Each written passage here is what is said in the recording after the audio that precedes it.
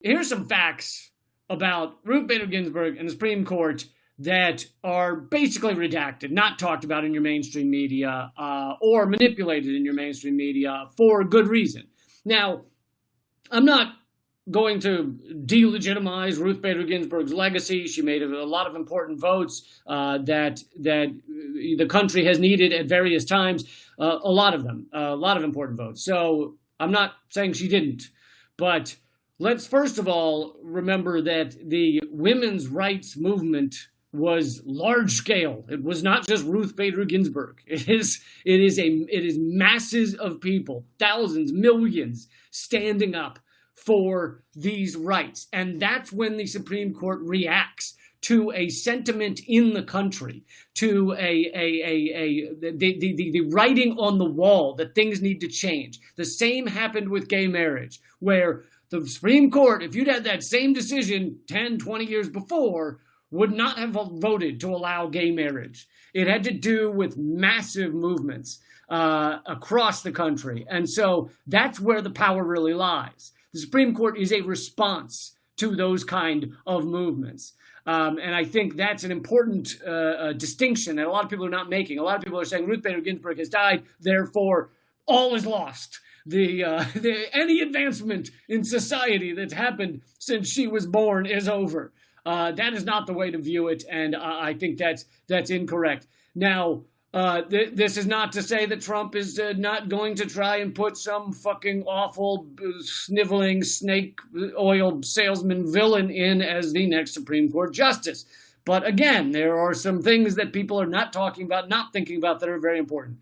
For one thing, the Supreme Court should not have this much power.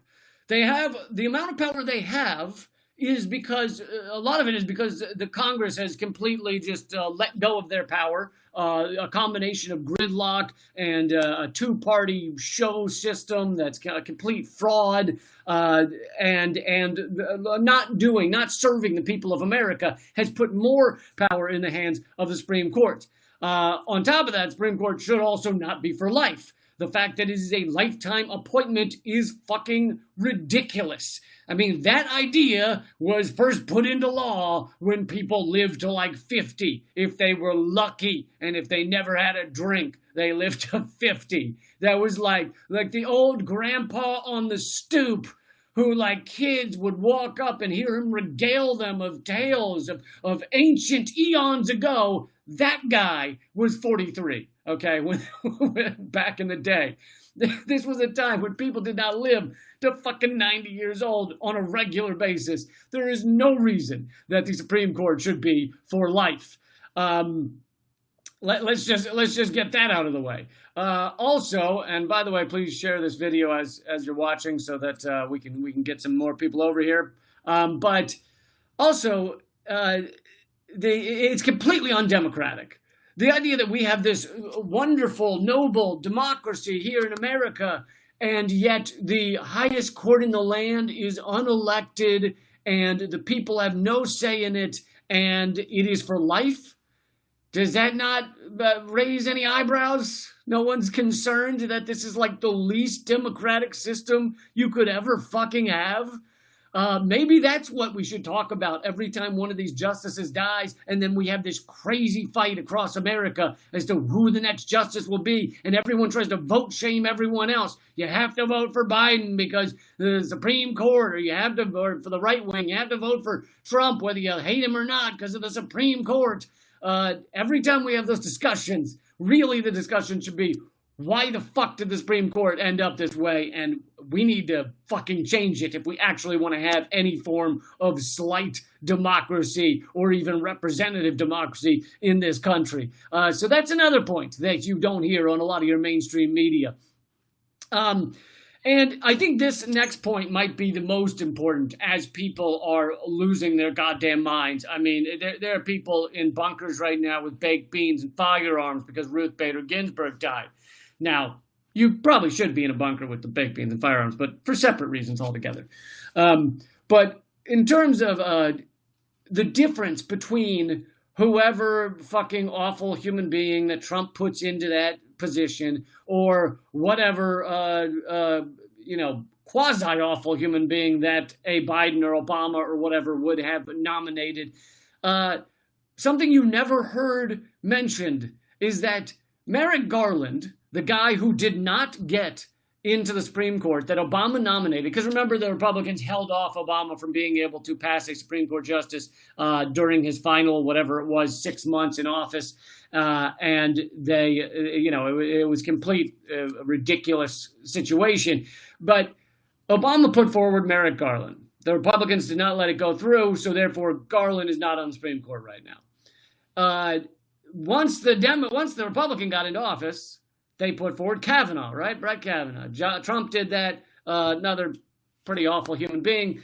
And what is never mentioned through all this, through the whole Kavanaugh fight, through the whole fight over Garland, what's never talked about in your mainstream media, because it doesn't fit with the thesis statement that they put forward, which is these two judges are the polar opposites. They are completely different worlds apart in the way they view our courts, our system, and either you get the one good guy view or you get the awful view, right? That's put forward by whether it's CNN or MSNBC or NPR, Fox News. Fox News also is doing their version of it, right? The good guy is Kavanaugh and the bad guy is whoever Obama puts forward. They did that too. So something you need to know is that Merrick Garland and Brett Kavanaugh sat on the bench together in whatever federal courts before either of them was in the Supreme Court.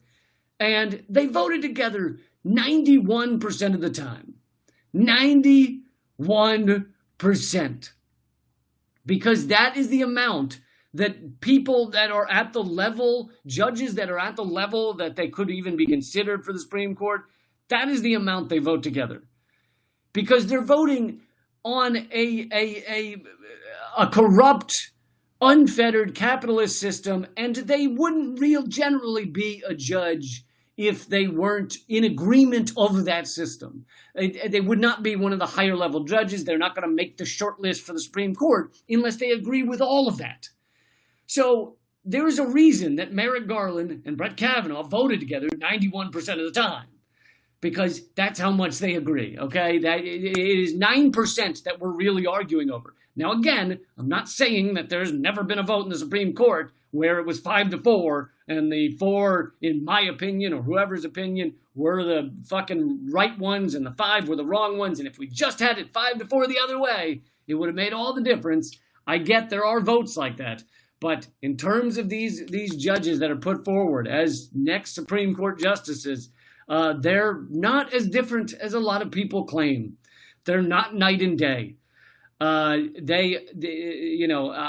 Just to repeat, if they're getting to that short list for either presidential side, either of our corporate parties, if they're getting to that short list, then they already agree with most the core tenets of our fucking American system, of our corrupt, endless war system. And that's why, and here's my final point that is not being said. I think it's my final point. We'll find out in a minute, won't we?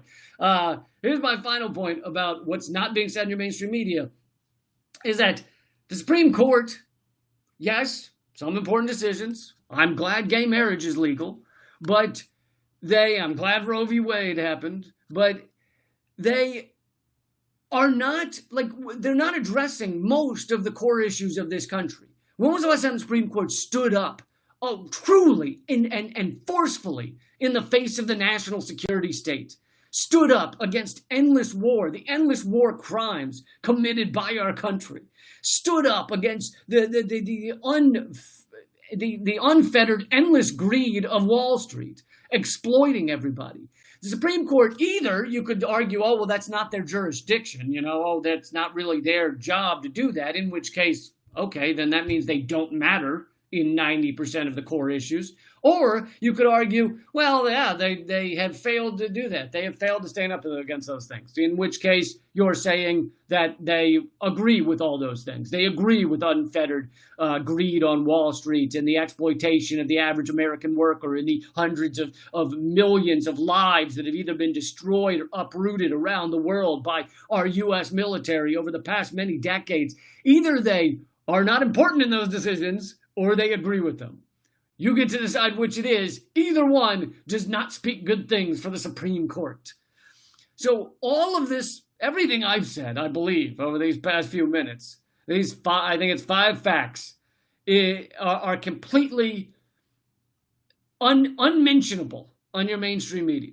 Despite all the endless debate, like if you turn on the news right now, you will see them debating about Ruth Bader Ginsburg, debating about who Trump's putting forward, and debating about who Trump put forward last time, Kavanaugh, and debating about this, debating about that. And you will not hear any of these core facts that I have just gone through that are so crucial. So, again, I'm not saying Ruth Bader Ginsburg didn't make some important decisions. I'm not saying she was a bad person, but I'm saying that if you look at how fucked up our system is and the environmental collapse we're in the middle of and the endless greed we're in the middle of and the exploitation we're in the middle of, the Supreme Court is a fraction of that. It is, even on their best day, even on their most important day, they are a little bit of it, which, so therefore you can't argue about it. I'm not saying never mention them again, but they are a little fraction of it.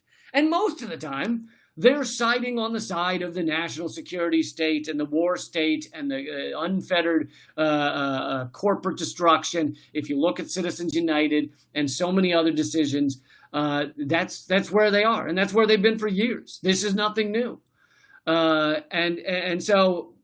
Yes, I think that I would rather that Ruth Bader Ginsburg still be alive than whoever the fuck Trump is going to either force in or maybe fail to force in. But here's fact number 6 for you. Let's see if the Democrats actually fucking stand up against this. Let's see if the corrupt corporate Democrats that claim that, oh my God, Trump is horrible. And let's see if they really, really put on a real show of actually putting their well-being, their money, their re-election on the line by actually, and I mean all of them. I don't mean that there won't be some. There will be some, but all of them put all that shit on the line to actually stand up against this nomination. I'd be surprised if they did. They could, but I'd be very surprised because as we've seen again and again, is, as with Brett Kavanaugh, is they make a big show about how horrible these things are, and then when push comes to shove, they just back down. They just go, oh, Republicans got us. Oh, God, I wish we could have put up a tougher front. Man, that was close. We almost did. We almost stood up for something, but last minute, they just got away with it. And why is that? Because it's all about money for the vast majority of them. At the end of the day, it's about the votes and the money. And money is not moral core. It's not some sort of ethical center. It's not any of those things that would really drive someone to stand up and fight back against this shit. So they'll raise a stink. There's going to be a fucking stink over this upcoming court battle. But let's see if they go beyond stink. I mean, the Democrats are good at stinking. Let's see if they go beyond that, though. Please hit subscribe. Please share this, because we're suppressed like fucking crazy. So every time you share it really helps. And keep fighting out there, guys. Hope you watch the new episode of Redacted tonight. If you haven't, check out youtube.com/redacted tonight. The new episode is there. All right, keep fighting.